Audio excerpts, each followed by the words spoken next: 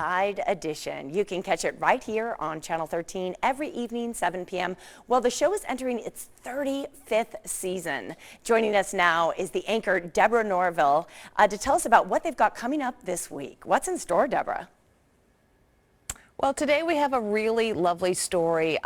It's one of those things where if you've ever had a hunch that you should go and do something and you don't really know why, but you're like, well, what the heck, I'll do it. That's kind of what this story is rooted in. This is a story of a nurse named Dana who was getting off work, and she thought, you know what, my adult sons have a softball game today. I haven't seen them play in a while. I'll go to the match. And wouldn't you know, she's sitting in the stands when someone screams, call 911. She runs to the field where a 56-year-old man has had a heart attack, and that's Dana administering chest compression, still in her scrubs from work, as she's saving that man's life. And so coming up on Inside Edition, we have the reunion between the nurse, the man she saved, and the EMT who got him to the hospital in time. And it's all because she decided, instead of going home, I'm going to go watch my kids play baseball or softball. It's just incredible. If anything ever happens like that to any of us, we just hope there's someone like Dana nearby. It's just an amazing story. Less amazing. You know, somebody was joking. They said if you see somebody in scrubs at the ballpark, you're always glad they're there just in case. Or on the airplane. Absolutely. Oh my gosh. Yeah. The smash and grab robberies are just something we see more and more of these days. You found one that was especially interesting.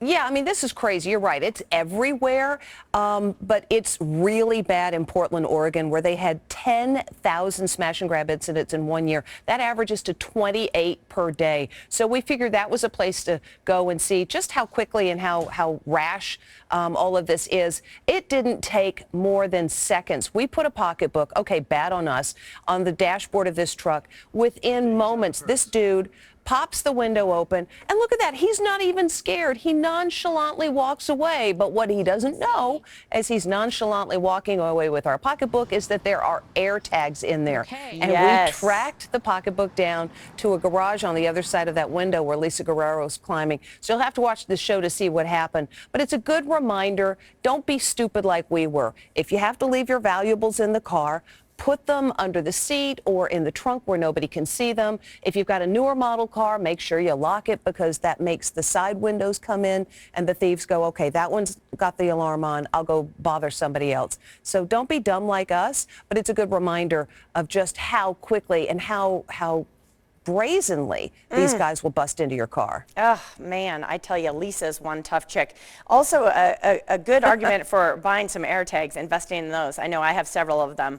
Yeah. Doppelgangers, also on the show this week. Okay, this is great. I want you to take a look at this picture. This was taken in Las Vegas at one of the swimming pools at one of the resort hotels. These two guys are not brothers. They are not identical twins. They don't even know each other's names.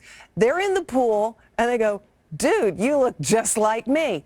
They are doppelgangers, and they're among the people we're going to be featuring. So they're those guys. If you know who that person is, please let us know, because nobody knows. One of these people is the guest performer of the musical group of the other one. I don't know which one, because they look the same. And these two girls were made aware of each other because they're both on TikTok. And their followers said, hey, you need to know about so-and-so. She looks just like you.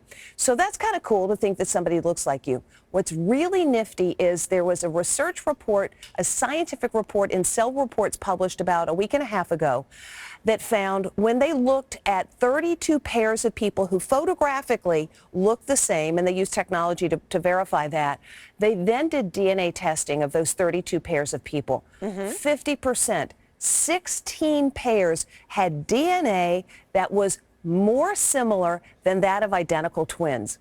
Yeah. They're not related, but they have more similar DNA. So this is just a fascinating scientific discovery, and scientists are trying to find out what more they can learn from this.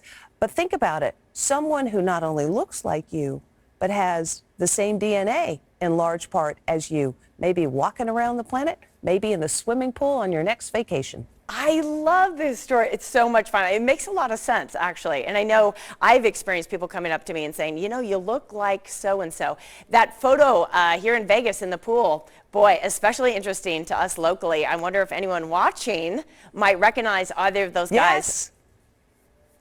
Yes, we need to, the one guy who put it up on social media, he of course knows who he is, but he doesn't know who the dude is in the pool. Yeah. So take a good look.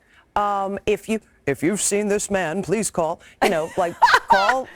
call Channel 13 and let them know, and they'll do the rest of the work. There you go, Deborah Norville. Always a pleasure to connect with you in New York. By the way, I saw that you were at the U.S. Open. It looked like, and it was an amazing experience. But we'll be seeing you tonight at 7 p.m. right here on Channel 13.